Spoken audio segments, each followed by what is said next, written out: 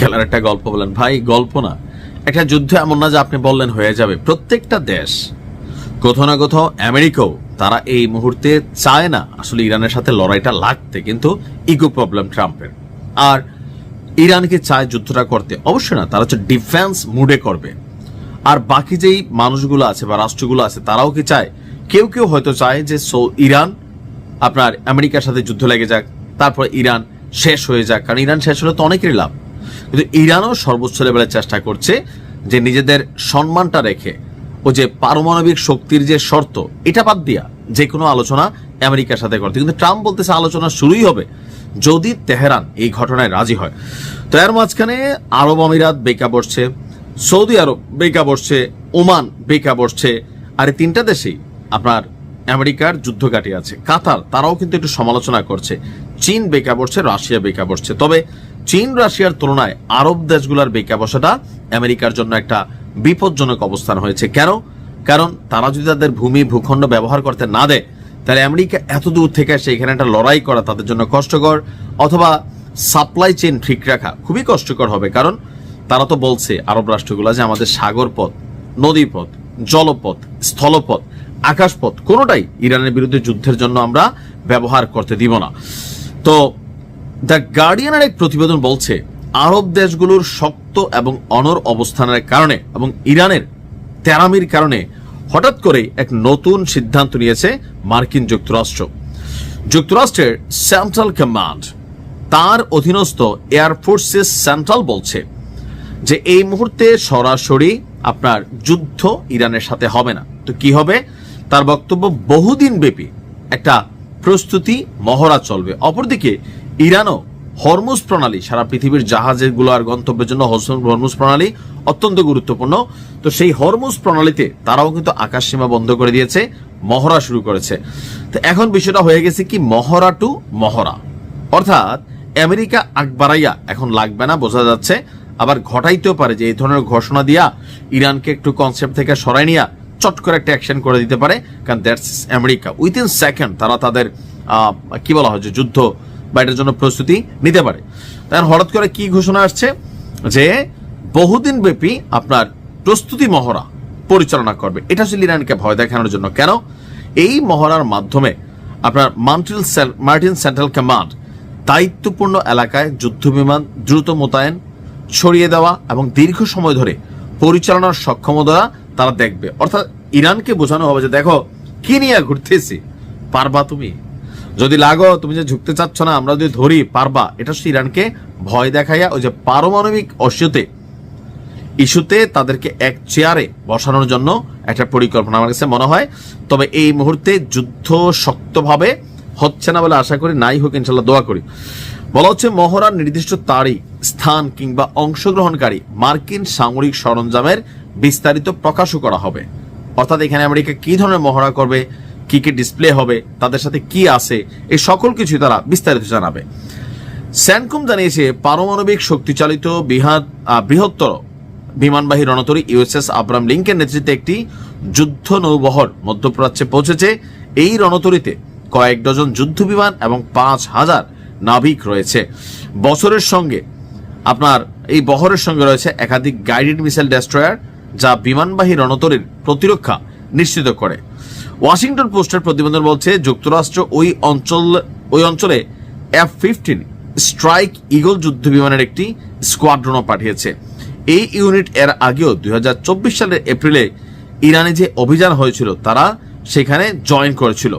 পাশাপাশি যুক্তরাজ্য প্রতিরক্ষামূলক উদ্দেশ্যে টাইফুন যুদ্ধ বিমান মোতায়েন করেছে। অর্থাৎ পশ্চিমাদের মধ্যে একটা টেনশন আছে ইরান কোন দিকে কারে টপকায়। বাট আমার কাছে মনে হচ্ছে এই যে এই মহড়ার ঘোষণা বা ব্লাবলা, এটা হচ্ছে শুধুমাত্র আরব রাষ্ট্রগুলোর অন্য কারণে এবং কি ইরানের সর্বোচ্চ ঝুঁকাঙ্গা নেই সালা এই শ্রেণীতে থাকার কারণে। তো আশা করি আল্লাহ যেন ইরানকে সহযোগিতা করে আর যুদ্ধটা আসলে যেন না হয়, হইলে ইরান ক্ষতিগ্রস্ত। একটা কথা আছে কলকাতা পশ্চিমবঙ্গে, সালা মারবো এখানে লাশ পড়বে শ্মশানে। তাহলে জিনিসটা কি যে এখানে মারবে লাশ পড়বে শ্মশানে?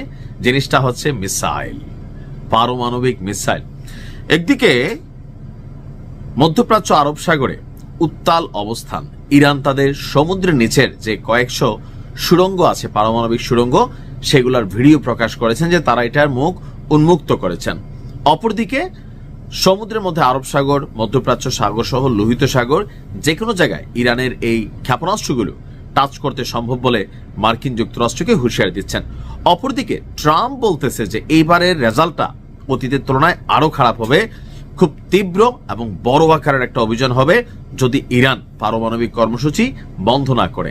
এখন এই পারমাণবিক কর্মসূচি নিয়ে বিশ্বজুড়ে মার্কিনীদের সাথে বা পশ্চিমাদের সাথে অপেক্ষাকৃত ছোট দেশগুলা অথবা তাদের অবন্ধু দেশগুলোর মধ্যে একটা বড় আকারের বিরোধ তৈরি হয়েছে। কারণ তৃতীয় বিশ্ব ওই সকল দেশগুলা বেঁচে যাবে যাদের কাছে পারমাণবিক মেশিনারিজ আছে, না থাকলে সারা পৃথিবী তাদেরকে লাড়বে, যেমন বাংলাদেশকে লাড়তেছে না, লাড়তেছে।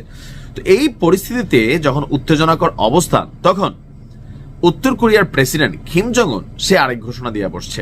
ঘোষণা কি? যে উত্তর কোরিয়া তাদের পারমাণবিক অস্ত্র ভান্ডার বাড়াতে বড় আকারে আরো এটাকে মজুত করতে নতুন পরিকল্পনা নিয়েছে উত্তর কোরিয়া। আর এতে দক্ষিণ কোরিয়ার আবার কিছুটা টেনশনারও তৈরি হয়েছে। পারমাণবিক শক্তি যতটুকু আছে তার চেয়েও আরো অনেক কয়েক গুণ বাড়ানোর পরিকল্পনা হাতে নিয়েছে উত্তর কোরিয়া। দেশটির প্রেসিডেন্ট কিম জং উন এই সংক্রান্ত একটা নির্দেশনা দিয়েছেন।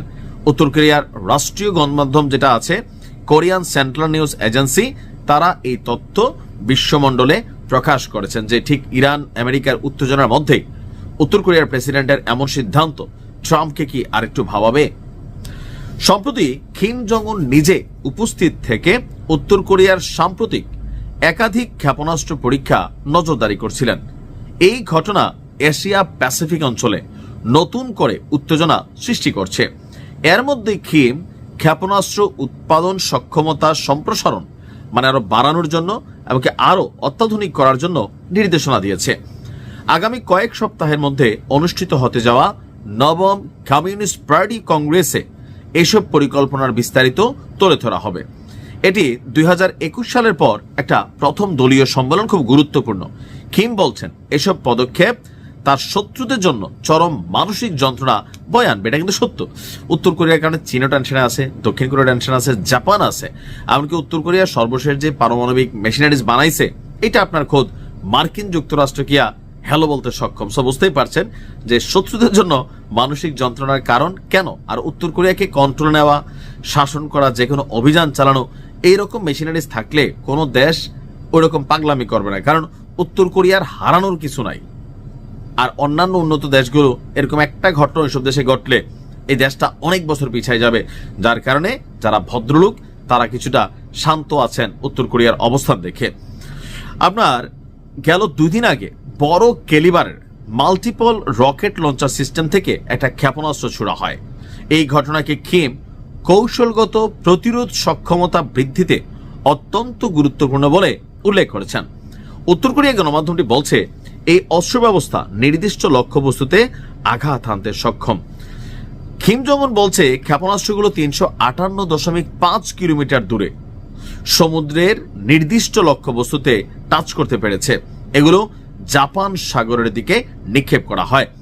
জাপানের প্রতিরক্ষা মন্ত্রণালয়ের সূত্রের বরাতে জানা গেছে 2টি ক্ষেপণাস্ত্র উত্তর কোরিয়ার এক্সক্লুসিভ ইকোনমিক জোনের বাইরে গিয়ে পড়ছে, অর্থাৎ উত্তর কোরিয়ার যে সীমানা এর বাইরে গিয়ে তারা মারছে। দক্ষিণ কোরিয়ার সামরিক বাহিনী বলছে তারা পিয়ংইয়ং এর অর্থাৎ উত্তর কোরিয়ার উত্তর থেকে জাপান সাগরের দিকে একাধিক আপনার ব্যালিস্টিক ক্ষেপণাস্ত্র উৎক্ষেপণ আপনার শনাক্ত করছে। অর্থাৎ সবকিছু মিলিয়ে উত্তর কোরিয়া এই মুহূর্তে এই ধরনের ঘোষণা আমেরিকার জন্য অনেকটা ডিস্টারবেন্স। যেখানে এক পারমাণবিক মেশিন ইস্যুজকে কেন্দ্র করে ইরানের সাথে এত বড় যুদ্ধের আয়োজন হচ্ছে, সেখানে আরেকটি দেশ, তাও যারা অ্যান্টি আমেরিকান, তারা আবার এতটুকু ঘটনার ঘটাচ্ছে বা